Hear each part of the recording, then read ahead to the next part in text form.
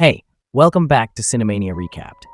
In today's movie explanation, we are going to explain an extraordinary Indian folklore movie which conveys a beautiful message to us that too much greed leads a man to his downfall.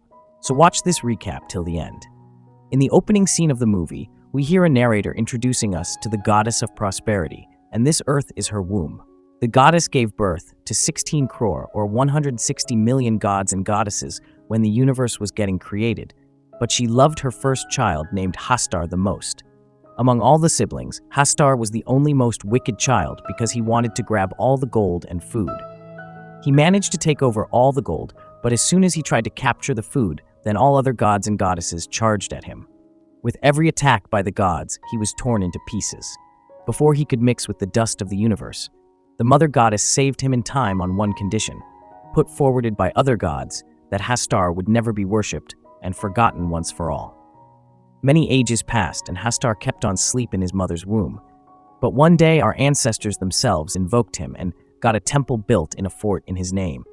It is said that ever since the wrath of God has been befalling on Tumbad village, now the scene gets cut and we get a chance to see a gingerbread fort inside, which a woman named Jyoti is massaging her old master. The lady reminds him that he once promised her that he would give her gold coins after new moon. To which he replied, "Gold coins are not a joke. If you want it, then earn it." Hereafter, we see two little siblings making towards their house in rain. Their house is locked. The mother of these two siblings is the same lady who was massaging her master a little while ago. Out of these two siblings, one is named Sadashiv and other is named Vinayak. Somehow, Vinayak breaks the lock and gets into the house with his little brother. Sadashiv is talking about an elderly lady with Vinayak, and both the brothers start preparing food for the discussed elderly lady. Afterwards, Vinayak asks his younger brother Sadashiv to take the food to the old lady imprisoned in a cell. Sadashiv, being terrified, takes the food for the old lady. Just his mother arrived there in time and stops her son from nearing the hag. Now Jyoti herself takes the food for her. Here we see that Jyoti cuts the foot nails of the hag and she is tied with the chains. After returning from the cell, Vinayak asks his mother whether the old man gave her gold coins or not. Then she responds that the old master said, "Gold coin is not a joke. If you want it, then earn it." Then Jyoti hears some horrendous voices coming from the cell of the hag. Fearfully, she heads towards the cell, taking a lantern and an axe in her hands. The hag was continuously saying that she doesn't want treasure at all, as it is cursed. She should be let go. Here we observe that the chained witch is kept inside an eerie cell, and whenever she wakes up, she is frightened by the name of Hastar, which forces her to sleep again. Now the scene shifts, and we see that the master of Jyoti is gone forever. Here, we see a mannequin placed next to him with a gold coin in his hand. Now the man is cremated on the burning ghat, and Jyoti is watching all this standing afar, because now she had no one left in this Tumbad village to look after her family. She gets back to her house and informs Vinayak that they have to leave the village, but Vinayak suggests to her that from now onwards, they should live in the master's fort, and all the treasure hidden there will be theirs. Then Jyoti reveals to him that the geezer had been looking for the treasure hidden there all life long, but he couldn't find even a spurious coin. Now Vinayak suggests that they should interrogate the witch about the treasure because she is the grandmother of the defunct master. Jyoti knows it very well how fatal this can be, so she tells Vinayak that they will leave the village at dawn. Now Vinayak and Sadashiv are talking about the treasure, as Sadashiva says that even talking of the treasure is ill fortune. Just then Sadashiva falls from the tree. Vinayak goes to check on him, but Sadashiv goes unconscious. Vinayak runs to his mother to tell about the incident. Jyoti heads to a local physician in the bullock cart, but before her departure, she advises Vinayak if the witch wakes up, then ask her to sleep again, or else Hastar will come. Vinayak gets back to home and finds the food prepared for the witch is filled with worms. Now the scene shifts on Jyoti, where her son gives up the ghost on the way to the hospital. At his house, Vinayak hears bone-chilling voices from the witch's room. The witch calls him, therefore he slowly heads towards the cell. He looks inside, through an opening, but soon he starts stepping back. Then the witch sees through his soul and tempts him with a lot of gold. Hence, he opens the door and finds a hag inside the room. The witch seemed to be cursed. Vinayak asks her about the treasure hidden in the fort, but she asks for some food. We see that the face of the witch is pierced with long spikes. She asks Vinayak to bring her little food, and then she will tell him everything. Therefore, greedy Vinayak goes to fetch some food. Here he forgets Hastar's name and tries to remember it, to put the witch to sleep again, but he couldn't. Then, the witch shows up there and enchains Vinayak and says, "I will eat your flesh now." She begins to drag Vinayak to her cell. Now the deadly witch was about to eat him alive. That's when he remembers Hastar's name and speak it out. As soon as the witch hears Hastar's name, she falls asleep again. This way, for the time being, Vinayak saved his life. Now Jyoti enters the house crying. Seeing his mother crying, Vinayak takes no time to figure out that his wounded brother is no more in this materialistic world. Hereupon, Jyoti and Vinayak begin to leave the ominous village by boat. While leaving, Vinayak asks his mother to get back to village.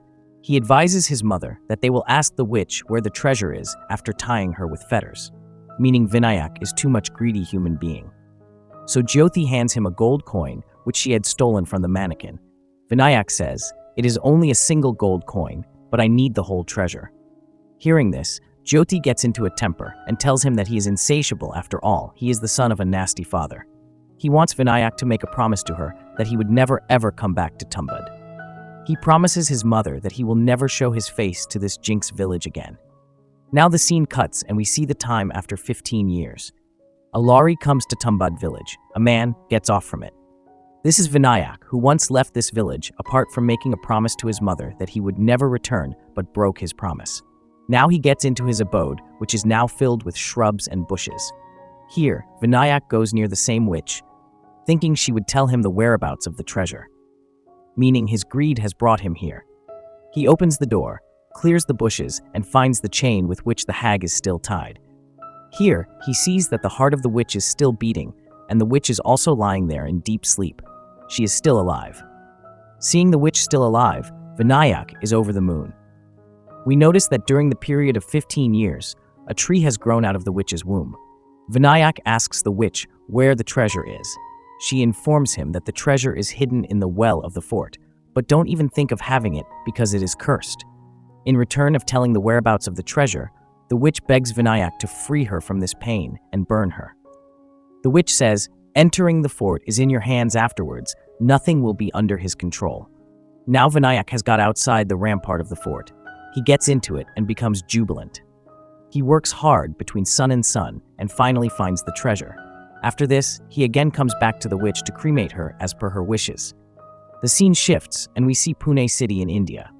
Vinayak has returned home but is hard to recognize as he had grown long beard and hair. Now he goes to a local merchant and shows him a gold coin in whose return he gets $2. This way, Vinayak goes into the well every day and brings gold coins and sells them to the merchant. This process made him wealthy in no time. One day, Vinayak brings 16 gold coins to sell to the merchant named Raghav. This astounds him a lot from within. Raghav has no sufficient money to pay for the gold coins. One day while passing by, a local cop inquires him about Vinayak and says the police have been noticing Vinayak frequenting Raghav's house. The cop asks him who Vinayak is. Raghav does not say anything and moves away. Now we see Vinayak has bought a new motorcycle and begins to live a royal life. He has started squandering his money on the brothel girls. Now Raghav brings a widow girl at Vinayak's house.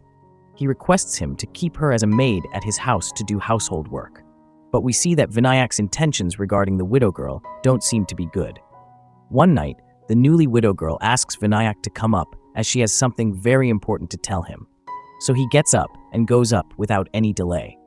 She informs him that she has been sent by Raghav to his house for delaying him for 2 days and 2 nights, so that Vinayak can't go out of his house to bring gold coins, meaning Raghav is deceiving him in business. Now we see Raghav standing outside the same fort, inside which there is a well which has lots of gold. He is also attacked by the feelings of greed. Now he sets off to find the well inside the fort. Vinayak is also seen here as he has got to know about Raghav's pent-up intentions.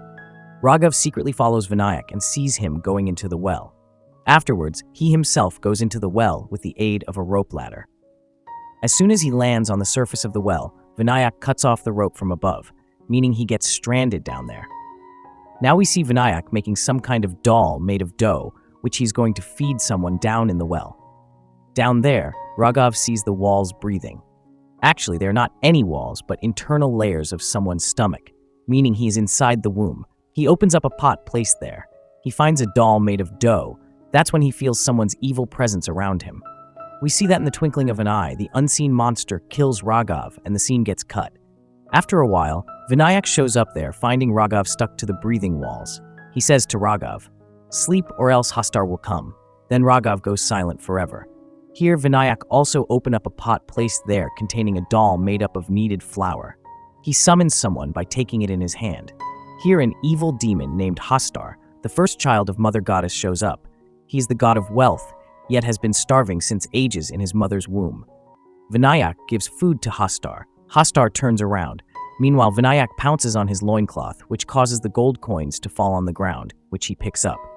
Before leaving the womb, Vinayak sets Raghav on fire with the lantern and then crawls up to the top safely and then locks the lid of the entrance.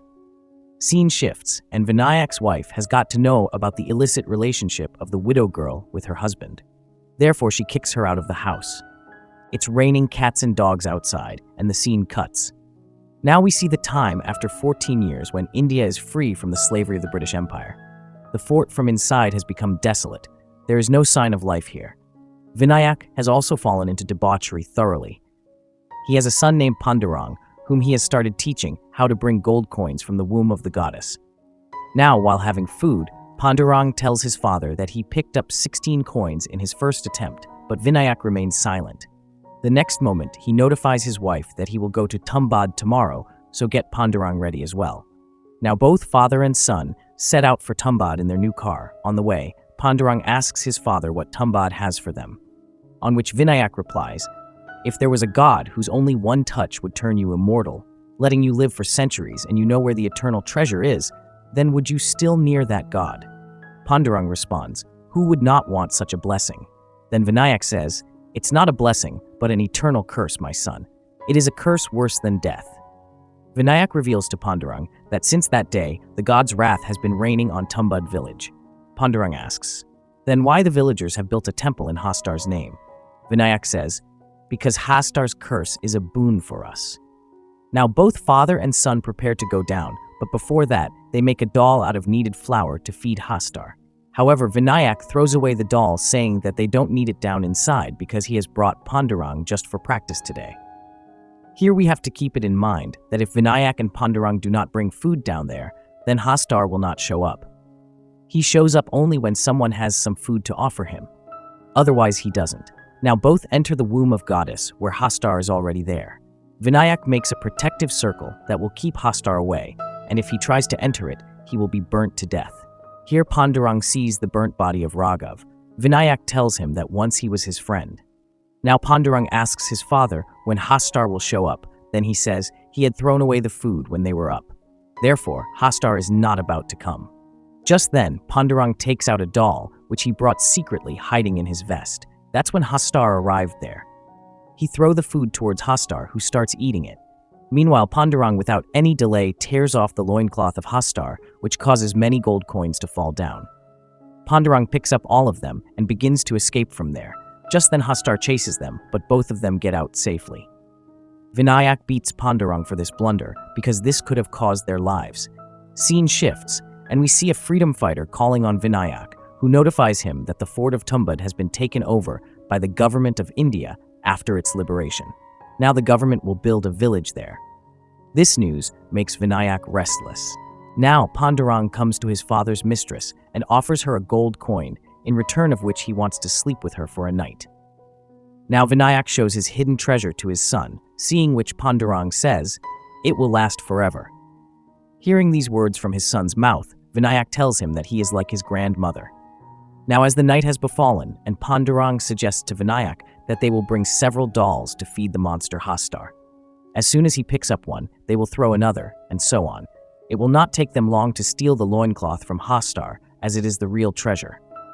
Vinayak finds this idea very handy and agrees to it. Therefore, the duo reaches the fort to get the job done for the last time. At first, they prepare many dolls to lure Hastar down there. Afterwards, the duo goes into the womb of goddess. Before invoking Hastar, they make a protective circle around themselves so that Hastar can't harm them. Now Vinayak takes out 2 dolls from the bag and starts calling Hastar. At the sight of Hastar, Vinayak is delighted, but soon he notices that instead of one Hastar, 2 Hastars showed up there. This is because Vinayak had two dolls in his hands, that's why two Hastars appeared. On the other side, being unaware of the situation, Pandurang starts taking out the dolls. The more he pick out the dolls, the more Hastars get into the scene. Soon countless Hastas surround the duo. Now both are in real danger. If any of the Hastars touches either of them, he will be cursed forever. Here Vinayak uses his mind and starts throwing the dolls here and there. All the Hastars begin to fight among themselves for the food. As soon as any Hastar touches the protective circle, he burns to death. Now Vinayak's lantern oil is also running out little by little. So to save the life of his son, Vinayak attaches all the dolls to his body to draw Hastar's attention. Pandurang stops him from doing so, but Vinayak does what a father should have done at that moment. Some Hastars bite him while crawling up, making cursed forever. Now Pandurang is all alone inside the womb. Soon he gets out and finds his cursed father nearby the well. His condition was as that of the witch at one time in the beginning of the movie. Vinayak offers the pouch containing gold coins to his son, but he denies instead. He mitigates the pain of his father by setting his cursed body on fire. This way, he liberated his father's soul. Hereafter, Pandurang gets out of the ominous fort and closed the door, and this scene marks the end of this extraordinary movie.